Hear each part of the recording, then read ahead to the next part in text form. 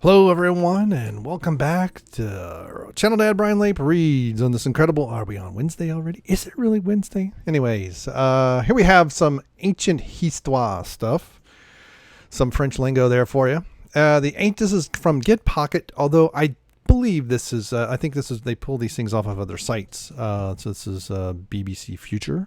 Why is it, everything seems so low? I don't know why. This by William Park, the ancient Peruvian mystery solved from space. Now I have seen some stuff on this. This is I've heard that they think this is where there was a well. These things don't look too big from this picture, but these things actually go down like a couple stories from what I remember. They're very well engineered. But now some people want to say that there's a ritualistic purpose to them because they are different depths, as you can see, but they all seem to be following a path, right? And these go down, by the way, all these go down, some of them depending on how the shadows work. In one of the most arid regions in the world, a series of carefully constructed spiraling holes form lines across the landscape, known as Puquios, I don't know. My Spanish is horrible. The origin has been a puzzle, one that could only be solved from space. The holes are from the Nasca region of Peru, an area famous for the Nasca lines, several enormous geometric, immaculate architecture, evidence of ceremonial burials, and the rapid decline of this once flourishing society. And I've seen some things about the Nazca lines. There's the spider and things, and they actually point to various constellations and the like. What adds to the intrigue in the native ancient people of Nazca is how they were able to survive in an area where droughts can last for years at a time. So these are sophisticated hydraulic systems constructed to retrieve water from underground aquifers. And they transformed this inhospitable region. So this was from Rosa Lasaponara. I don't know if there should be a Sadia over the end, or whatever that thing is called. Institute of Methodologies for Environmental Analysis in Italy. Oh, that's Italian. Institute of Methodologies. Method, not mythid. Okay, it's an interesting combination. Lasaponara and her team studied Puquios using satellite imaging. From this, the team was able to better understand, because that team is singular, how they were distributed across the Nasca region and where they ran in relation to nearby settlements, which are easier to date. This is carefully evident, basically, because something like this, it's just rocks, right? You rarely find any datable material, something organic, that unless somebody shoved some wood in there or plaster or something. Again, we see this style all over South America and into Central America. This using stones of various sizes, and these look probably, looks like, I imagine they cut down, kind of carved maybe, a little strong a word, and then just lined it with stones. Excavated, that might be what most clearly evident today is that the system must have been much more developed than it appears today, exploiting an inexhaustible water supply throughout the year. The Puquio system contributed to an extensive agriculture of the valleys. My God, I can't even read. It's one of the most arid places in the world. I can't even use being hyped up on caffeine as an excuse. A series of canals brought the water trapped underground to the areas where it was needed.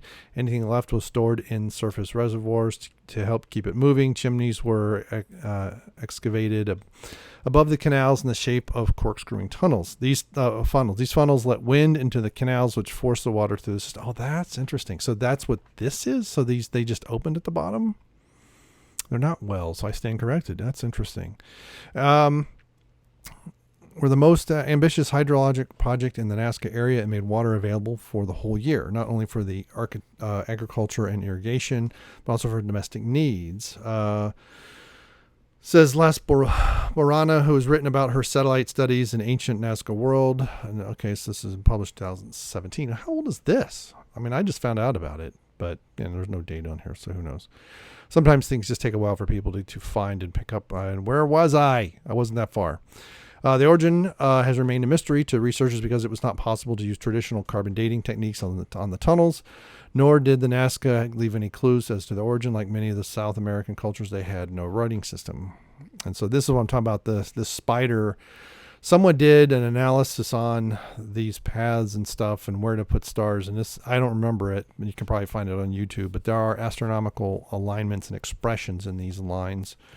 The existence tells us something remarkable about the people who lived in Nasca in the region before 1000 BC to 750 AD. The construction of the Puquios involved the use of particular specialized technology. Not only did the builders need a deep understanding of the geology of the area and the annual variations in water availability, maintaining the canals was a technical challenge as they spread across tectonic faults.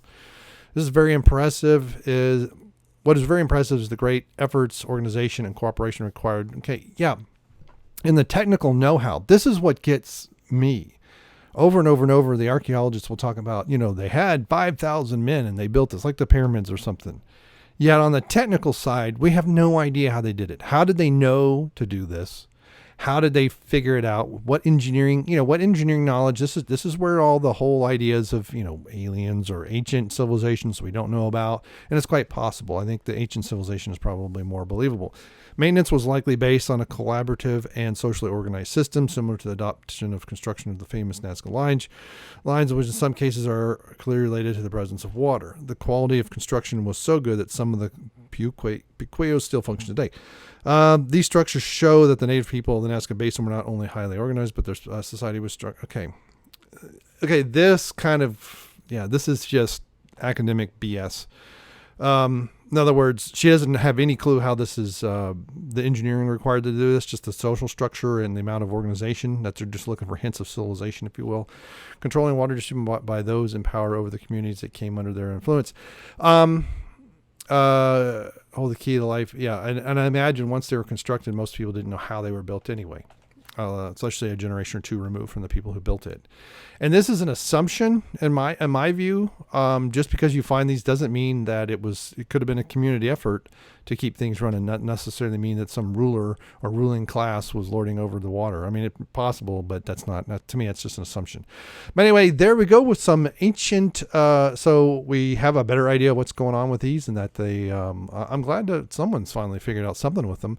Now, I'm sure if you get an aquifer engineer and they look at weather patterns, there may be a reason why some of these are closer together than others. Like here, these two are clustered and these two are clustered in this picture, but some of them seem to be somewhat, but there's a big distance here. This one looks closer. There's a big distance.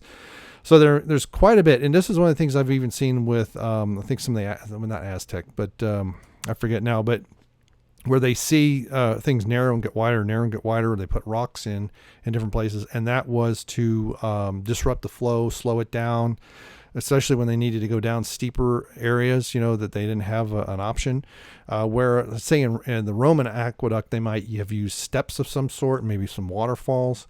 But again, it's someone has that information by some, this to me also suggests that there's experimentation going on.